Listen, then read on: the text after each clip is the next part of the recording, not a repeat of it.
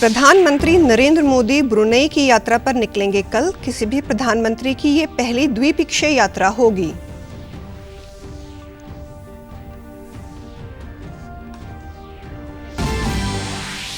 पंजाब विधानसभा के 3 दिवसीय मॉनसून सत्र का आज से हो रहा है आगाज। सत्र के हंगामेदार रहने के आसार हैं।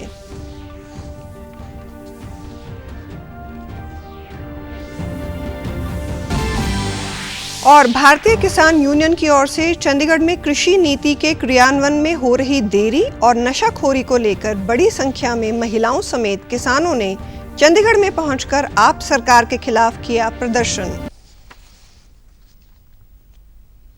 नमस्कार, चंडीगढ़ से आपका स्वागत है। मैं हूं शैली तनेजा। अब समाचार विस्तार से।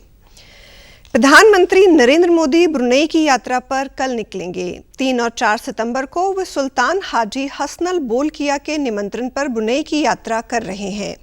किसी भी प्रधानमंत्री की ये पहली द्विपक्षीय यात्रा है। दोनों ही देशों के बीच राजनीतिक संबंधों के 40 वर्ष पूरे हो रहे हैं।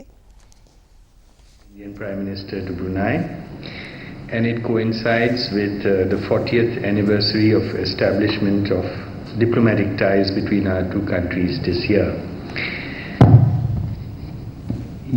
Some of you may recall that His Majesty Sultan Haji Hassanal Bolkiah paid state visits to India in 1992.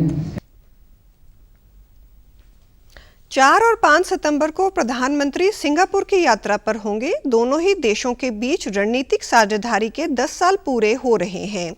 Singapore के प्रधानमंत्री से वे द्विपक्षीय मुलाकात करेंगे।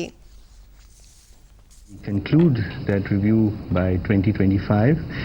Singapore is our facilitator and coordinator for discussions on the economic aspects of our relations with ASEAN, and they play a very important role in that, and no doubt during the visit we will be impressing upon Singapore and also on Brunei on the need to move quickly on the ITIGA review process.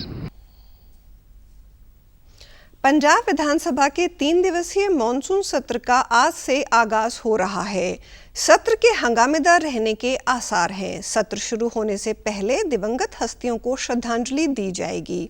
हालांकि श्रद्धांजलि समारोह के बाद वैधानिक कामकाज होने की संभावना है, लेकिन इस बारे में आखिरी फैसला बिजनेस सलाहकार कमेटी द्वारा लिया जाएगा।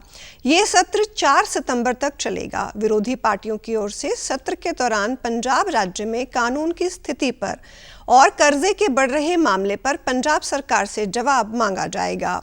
मॉनसून सत्र में पेश किए जाने वाले बिलों में पंजाब पंचायत चुनाव नियम 1994 की धारा 12 में संशोधन, पंजाब फैमिली नियम 2010 में संशोधन, मलेरकोटला के नए सेशन अदालत व पंजाब सुपीरियर जुडिशियल नियम 2007 में संशोधन शामिल हैं। भारतीय किसान यूनियन की ओर से चंडीगढ़ में बड़ा विरोध प्रदर्शन किया गया। प्रदेश में कृषि नीति के क्रियान्वयन में हो रही देरी और नशाखोरी को लेकर बड़ी संख्या में महिलाओं समेत किसान चंडीगढ़ के सेक्टर 34 के मैदान में पहुंचे और आप सरकार के खिलाफ प्रदर्शन किया। जानकारी के मुताबिक किसान अपने ट्रैक्टर, ट्रॉली और निजी वाहनों पर राशन लेकर पहुंचे हैं। उन्होंने कहा कि वे 5 सितंबर तक चंडीगढ़ में रहेंगे और अगली रणनीति तय की जाएगी। यूटी प्रशासन ने किसानों को धरने के लिए सेक्टर 34 का रैली ग्राउंड अलॉट किया था। पर्वाधिराज पर्यूषण महापर्व नवाहिक कार्यक्रम सेक्टर 24C स्थित अनुव्रत ग्राउंड में आयोजित किया गया, जहां पंजाब के सभी 4 समुदाय इस पवित्र अवसर पर मनाने के लिए एकजुट हुए। सकल जैन समाज द्वारा आयोजित इस कार्यक्रम में पंजाब के राज्यपाल और चंडीगढ़ के प्रशासक गुलाब चंद कटारिया को जैन सिद्धांतों के प्रति समर्पण के लिए सम्मानित किया गया। अपने संबोधन में चंडीगढ़ के प्रशासक ने इस महत्वपूर्ण कार्यक्रम का हिस्सा बनने और पूज्य संतों की संगति में जाने के अवसर के लिए गहरी कृतज्ञता व्यक्त की। उन्होंने मेवाड़ और उदयपुर में अपने अनुभवों से अंतर्दृष्टि साझा की। व्यक्तिगत विकास में दृढ़ संकल्प और आत्मनिरीक्षण के महत्व पर भी जोर दिया। उन्होंने कहा कि केवल मानव शरीर में ही मोक्ष प्राप्त किया जा सकता है। राज्यपाल ने चातुर्मास उत्सव पर भी चर्चा की, जो गहन धार्मिक अनुसंधान काल है और जैन शिक्षाओं के लिए केंद्रीय 5 व्रतों का पालन करने के महत्व को रेखांकित किया। अपने व्यक्तिगत जीवन पर विचार व्यक्त करते हुए कटारिया ने अपनी सफलता का श्रेय अपने परिवार द्वारा दिए गए मूल्यों और किसी भी प्रकार की लत से मुक्त रहने की अपनी प्रतिबद्धता को दिया। यूटी प्रशासक ने संतों के प्रति अपने गहरे सम्मान को व्यक्त करते हुए अपने भाषण का समापन किया और राज्यपाल के रूप में अपने पद पर पहुंचने के लिए उनकी भूमिका को स्वीकार किया। उन्होंने सभी संतों के सम्मान और आदर को बनाए रखने के लिए अपनी निरंतर प्रतिबद्धता के बारे में श्रोताओं को आश्वस्त भी किया। पंजाब के वित्त योजना, आबकारी और कराधान मंत्री एडवोकेट हरपाल सिंह चीमा ने बताया कि नाबालिग ग्राहकों को शराब परोसने वाले ठेके, होटल, क्लब, बार और पब के खिलाफ सख्त कार्रवाई करने के लिए आबकारी विभाग की लुधियाना पूर्वी रेंज द्वारा 2 दिवसीय विशेष परिवर्तन अभियान चलाया गया। ये जानकारी देते हरपाल सिंह चीमा ने बताया कि इस 2 दिवसीय परिवर्तन अभियान के दौरान 23 स्थानों का निरीक्षण किया गया और पाया गया कि 9 बार नाबालिगों को शराब परोसकर कानून का उल्लंघन कर रहे थे। उन्होंने बताया कि नियमों का उल्लंघन करने वालों के खिलाफ कानूनी कार्रवाई शुरू कर दी गई है। कैबिनेट मंत्री ने और जानकारी देते हुए बताया कि इस 2 दिवसीय अभियान के दौरान संबंधित संस्थानों के मालिकों और प्रबंधकों को युवाओं और समाज के प्रति उनकी महत्वपूर्ण सामाजिक जिम्मेदारियों के बारे में भी याद दिलाया गया। उन्होंने हिदायत दी कि वे शराब परोसने से पहले ग्राहकों की उम्र की पुष्टि सहित आबकारी प्रबंधों और नियमों का सख्ती से पालन करें। राज्य में पशुओं की नस्ल में सुधार और दूध उत्पादन और पशुओं की रोग प्रतिरोधक क्षमता को बढ़ाने के उद्देश्य से पंजाब के पशुपालन विभाग ने राज्य भर में वार्षिक 30 लाख दुग्ध पशुओं के कृत्रिम गर्भाधान का लक्ष्य निर्धारित किया। पंजाब के पशुपालन, डेयरी विकास और मछली पालन मंत्री गुरमीत सिंह खुडिया ने जानकारी साझा करते हुए बताया कि राज्य में नाभा और रोपड़ स्थित 2 सीमन स्टेशन हैं। उन्होंने बताया कि सरकार द्वारा नीली रावी के लिए पेडिग्री सिलेक्शन और मुर्रा व साहिवाल के लिए प्रोजनी टेस्टिंग परियोजनाएं शुरू की गई हैं। ये परियोजनाएं राष्ट्रीय गोकुल मिशन के तहत राष्ट्रीय डेयरी विकास बोर्ड के माध्यम से मुर्रा, साहिवाल और नीली रावी नस्लों के आनुवंशिक गुणों में सुधार पर केंद्रित है। राष्ट्रपति द्रौपदी मुर्मू आज से 3 दिन के महाराष्ट्र दौरे पर रहेंगी। दौरे के पहले दिन आज राष्ट्रपति कोल्हापुर के श्री वर्णा महिला सहकारी समूह के स्वर्ण जयंती समारोह में भाग लेंगी। दूसरे दिन वे पुणे के सिम्बायोसिस अंतर्राष्ट्रीय विश्वविद्यालय के 21वें दीक्षांत समारोह को संबोधित करेंगी। साथ ही वह मुंबई में महाराष्ट्र विधान परिषद के शताब्दी वर्ष समारोह में भी हिस्सा लेंगी। दौरे के अंतिम दिन राष्ट्रपति लातूर के उदगीर में बौद्ध विहार का उद्घाटन करेंगी और साथ ही वे शासन अपलपा दरी तथा मुख्यमंत्री माझी लड़की बहन योजना के लाभार्थियों से भी मुलाकात करेंगी। हरियाणा के मुख्य निर्वाचन अधिकारी पंकज अग्रवाल ने बताया कि 1 जुलाई को 18 वर्ष की आयु पूरी कर चुके जिन नागरिकों का नाम मतदाता सूची में नहीं है, वो उनके पास विधानसभा आम चुनाव के पहले वोट बनवाने का अंतिम अवसर आज 2 सितंबर तक है। उन्होंने बताया कि अगर 27 अगस्त को अंतिम प्रकाशित मतदाता सूची में नाम नहीं है तो वो BLO के पास या वोटर हेल्पलाइन ऐप के माध्यम से फॉर्म 6 भरकर वोट बनवाने के लिए आवेदन कर सकते हैं। सभी आवेदनों पर नियमानुसार कार्रवाई करते हुए वोट बनाने का कार्य किया जाएगा और ऐसे सभी नागरिक जिनके आवेदन सही पाया जाएगा उनका वोट बनाते हुए उनका नाम मतदाता सूची में शामिल किया जाएगा। मुख्य निर्वाचन अधिकारी ने कहा कि विधानसभा चुनाव के लिए 27 अगस्त को अंतिम मतदाता सूची प्रकाशित की गई है, जो सभी जिला निर्वाचन अधिकारी कार्यालयों में उपलब्ध है। इसके अलावा विभाग की वेबसाइट पर मतदाता सूचियां अपलोडेड हैं। उसे डाउनलोड करके कोई भी व्यक्ति अपना नाम मतदाता सूची में चेक कर सकता है। इसके अलावा वोटर हेल्पलाइन नंबर 1950 पर कॉल करके भी अपने वोट को चेक किया जा सकता है। पंकज अग्रवाल ने प्रदेश के सभी मतदाताओं से अपील करते हुए कहा कि लोकतंत्र के इस पर्व में आगामी 5 सितंबर 2024 को मतदान अवश्य करें। मतदान का दिन पर्व की तरह मनाएं और पूरे उत्साह के साथ भाग लें। मतदान करके ही हम लोकतंत्र को मजबूत बना सकते हैं।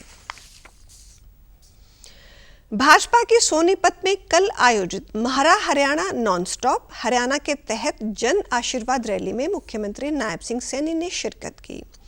उन्होंने कांग्रेस के हरियाणा मांगे हिसाब अभियान पर कहा कि अगर मैंने 10 वर्षों का पूरा हिसाब दे दिया तो कांग्रेस आईसीयू में चली जाएगी। जिन लोगों ने देश को, प्रदेश के युवाओं को, किसानों का शोषण किया है, वो लोग हिसाब मांगते फिर रहे हैं। मुख्यमंत्री ने कहा कि 5 अक्टूबर को वोटिंग है और 8 अक्टूबर को परिणाम आएंगे। हमारी सरकार बनते ही और तेज गति से हरियाणा के विकास के लिए काम करूंगा। नायब सिंह सैनी ने कहा कि भाजपा सरकार ने पिछले 10 वर्षों में हरियाणा में नॉन स्टॉप काम किया है। उन्होंने सरकार की उपलब्धियों का जिक्र करते हुए कहा कि भाजपा सरकार ने हैप्पी कार्ड योजना लागू की, 5000 नई नौकरियों की योजना, ओबीसी चौपालों के नवीनीकरण, बिजली कनेक्शन का बकाया माफ किया। सरकार ने किसानों की सभी फसलों को एमएसपी पर खरीदने की गारंटी दी। अग्निवीरों के लिए सरकार की नौकरियों में आरक्षण, अनुसूचित जाति की मेधावी छात्राओं को सम्मानित करने, किसानों के बकाया आबियाना माफ करने का फैसला किया। वर्षों में नरेंद्र मोदी और भारतीय जनता पार्टी की सरकार ने हरियाणा प्रदेश के अंदर नॉन स्टॉप काम किए हैं। भाइयों, हरियाणा प्रदेश को गति से आगे बढ़ाने का काम ये हमारी सरकार ने किया है। भाइयों, मैं देखता हूं आज कुछ लोग, अरे जिन्होंने काम किया हो वो काम तो अपना बताते हैं कि हमने ये किया है, हमारी सरकार थी, हमने वो किया है। भाजपा के प्रदेश अध्यक्ष मोहन लाल ने कहा कि मुख्यमंत्री ने 56 दिनों में ऐतिहासिक निर्णय लेकर हरियाणा को विकास की राह पर तेजी से आगे बढ़ाया है। आज प्रदेश की जनता ने मन बना लिया है कि तीसरी बार भाजपा की सरकार बन रही है।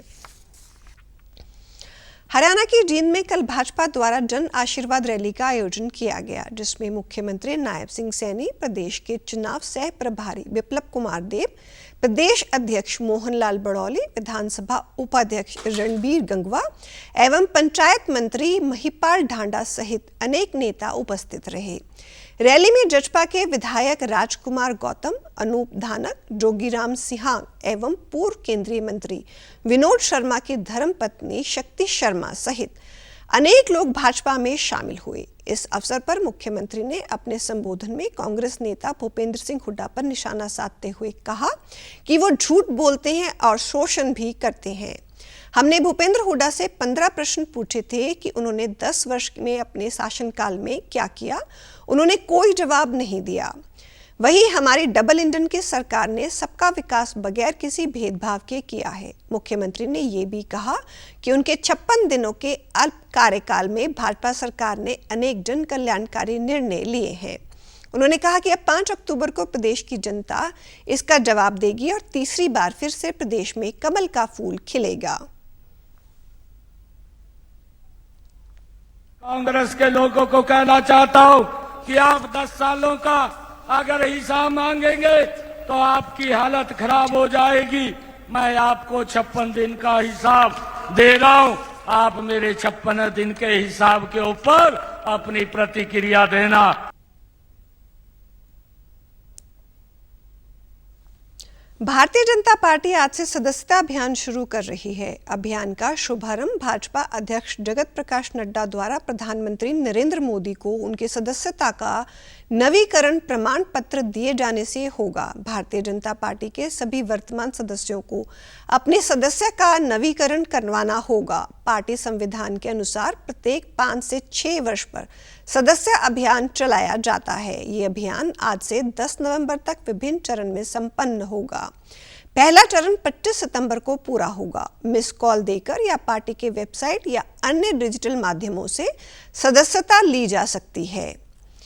और आप हमारे समाचार YouTube channel DD news Chandigarh, Facebook DD news Chandigarh और social media X DD news CHT पर भी देख सकते हैं। इसी के साथ चंडीगढ़ से समाचारों का सिलसिला समाप्त होता है। नमस्कार।